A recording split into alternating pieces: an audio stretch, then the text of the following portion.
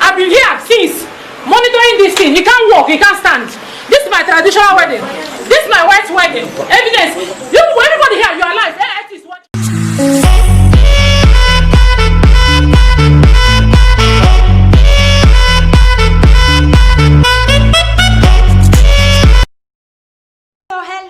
Hello my lovely people, welcome back again to my YouTube channel. If this is your first time coming across my channel, please do me a favor by hitting the red subscribe button and turn on your notification bell. Anytime I drop any video, you will be notified. And to my old and new subscriber, thank you, God bless you. And to my membership, thank you for your support to this channel, God bless you. So my people, I don't come back again. I don't know how this 2021 I still dey hope say things go still turn around. This our lady when una just dey see so when they display so. He say if I know say this girl dey date her husband. But you know, say person when you never cash hand, you never hold am for tay. You know, go know say maybe you come the accuse and I could say, you did date my husband, go the follow her. People go say, hey, you see, you don't cash them, you understand. But this one, the man no you do well at all. The man can't do come be like say he just feel say the woman, if you to the look of the woman she's clean, she's in fact she dey take off herself. 4 children, after 4 children. Wait till you see the fine again. Wait till you see the fine after 4 children. So according to the story, this woman husband, they don't suffer. They come from Igbo side.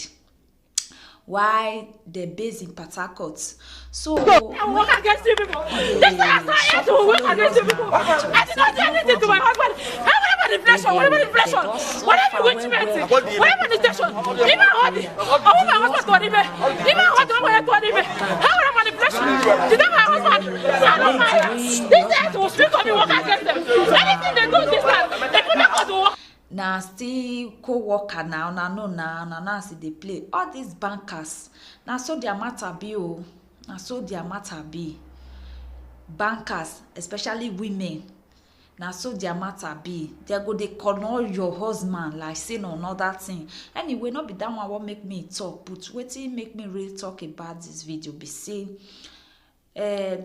as he call eye down for the woman, it not good. Even if you want marry another wife, not be this way when you take one. So come be seeing a person call the tell and say your husband they do wedding today. The thing they very annoying. Okay, it they very annoying. According to the woman, say he not get waiting he do his husband. He know they not get quarrel. They are living well, they are doing things well, but he just surprised say yes, say your husband they wed today. And you know now that kind of thing they'll say why you can't go destroy the marriage. No woman go fit bear this kind of thing, you understand?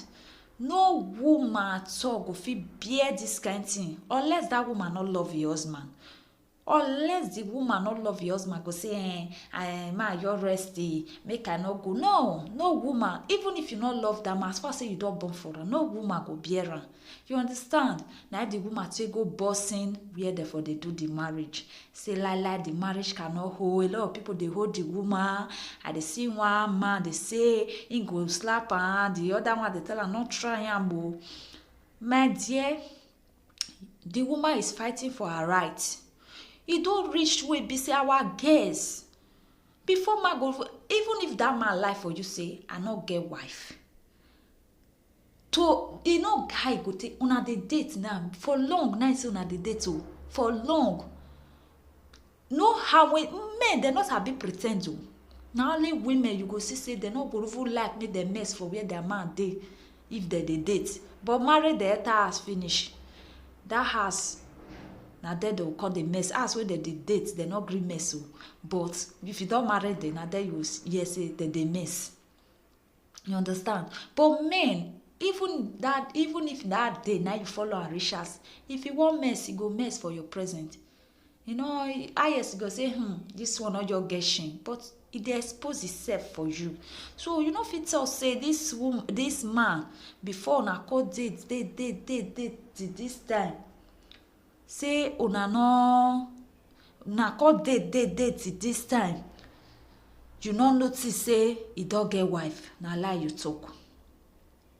According to the story, they say the woman don already take in. So na no na anybody wey be say you don dey date, you don love her, even if belle come, e no go gree make e say e wan do anything, una understand. So for that reason, maybe made the man cause he say okay, make we just marry. But you for sit your wife down, make her understand, say see wetin dey happen, than to make this disgrace. This one a mess now. This one a disgrace. I feel the woman pain when she dey cry. Say una no get he say they no get problem, that they live well, they are doing things well. Marriage for 9 years, I be 13 years.